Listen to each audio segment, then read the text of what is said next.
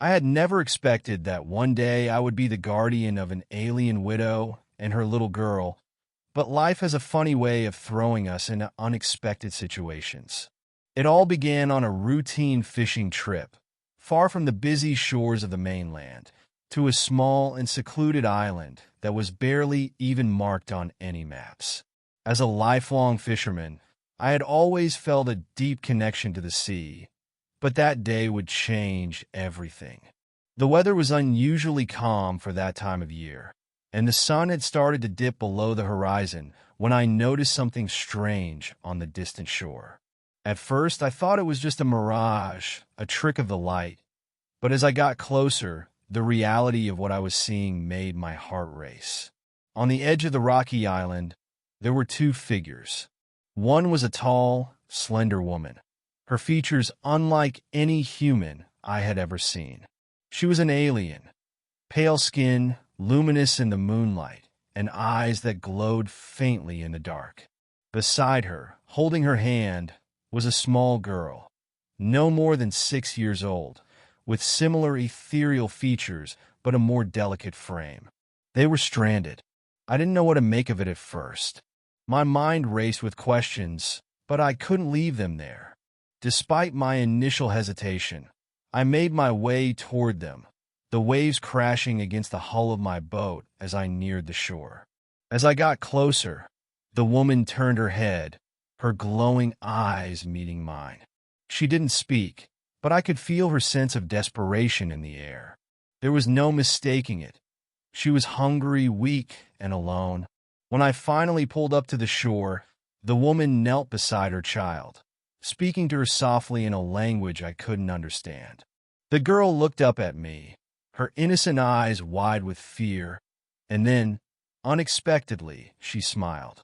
It was a soft, hesitant smile, but it was enough to break the tension.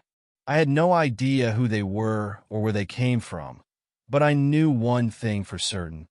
I couldn't leave them there to die. "Are you hungry?" I asked, the only question that seemed appropriate. The woman nodded slowly, her eyes conveying a deep sorrow that I couldn't fully comprehend. I motioned for them to follow me to the boat. I wasn't sure how they would respond to the offer, but they did. The woman helped her child into the boat, her movements graceful despite the obvious exhaustion that weighed her down. Once they were aboard, I started the engine, guiding the boat toward the nearest settlement. During the ride, I tried to ask questions, but neither of them spoke English. It didn't matter. I had to find a way to help them, even if communication was a barrier. We arrived at the small village on the mainland, and I brought them to my modest home on the outskirts.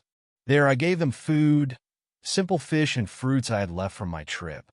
The woman ate eagerly, her hands trembling as she brought the food to her mouth.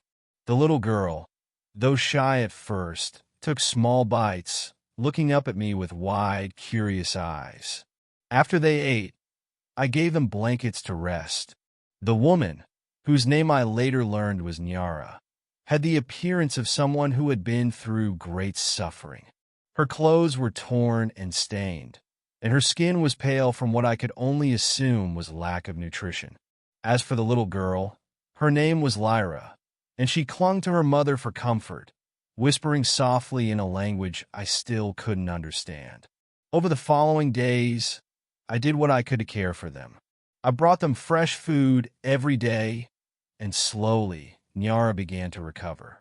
She still didn't speak much, but I could tell she was grateful. There were moments when she looked at me with an expression that was hard to read. Was it gratitude or something deeper? I didn't know, but as time passed, it became clear that something had happened to her, something that had brought her to this tiny island, alone with her daughter. One evening, after a quiet dinner, Nyara finally spoke. Her voice was soft and strained, and it took me a moment to understand the words. "I am lost," she said, her eyes downcast. "We were part of a ship that crashed. I am the last of my kind." Her words were heavy, full of sorrow and regret. She looked at Lyra, who was sleeping peacefully beside her, and her eyes glistened with unshed tears. My husband, he didn't survive. The story she told was like nothing I had ever heard before. Nyara was from a distant planet, a world far beyond Earth, where her people had once thrived. They were explorers, traveling from one galaxy to another in search of knowledge. But something went wrong. There was an accident. The ship crashed on Earth, and she and her daughter were the only survivors. The more Nyara spoke, the more I understood the gravity of her situation. She was alone, her people scattered across the stars, her world destroyed. All she had left was her daughter and me. I couldn't abandon them now. Despite the complexities of their existence, they had become my responsibility. I had already decided that I would be their guardian, their protector. As the weeks passed, I tried to help Nyara and Lyra adjust to life on Earth. It wasn't easy. There were many things they didn't understand and many things that I couldn't explain. Their technology was far more advanced than ours, and Nyara was constantly studying the Earth's environment, trying to make sense of it.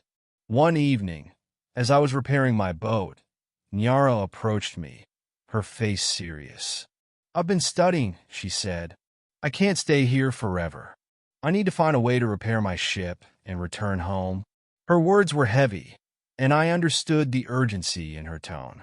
The idea of her leaving terrified me.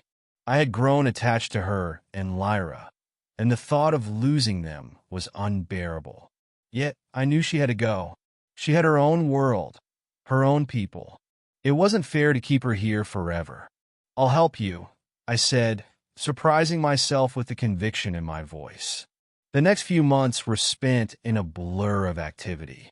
Nyara and I worked together to repair her ship. She used the small remnants of technology she had salvaged from the crash site, and I helped as best as I could with my limited knowledge of engineering.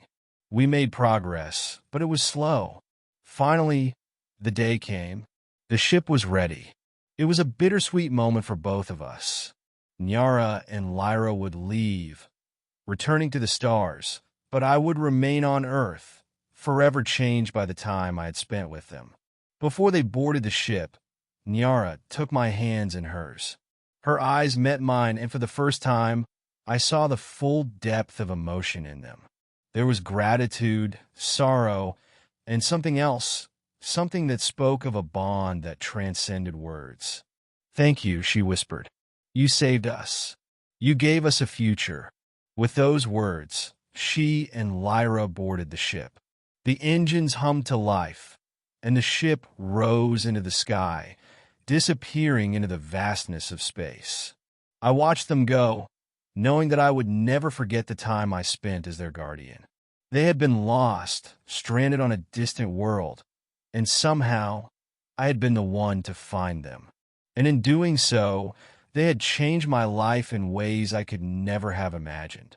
As the stars twinkled above, I realized that no matter how far apart we were, the bond we shared would never be broken.